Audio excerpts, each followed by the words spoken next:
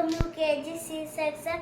Now I am going to speak about Buddhism. Gautam Buddha founded Buddhism.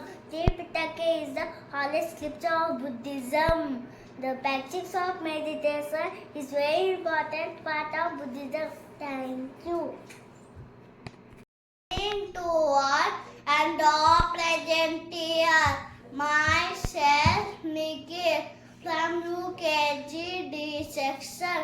Now I am conclude all revisions. God is one. We call Him by different names. We should respect all the revisions.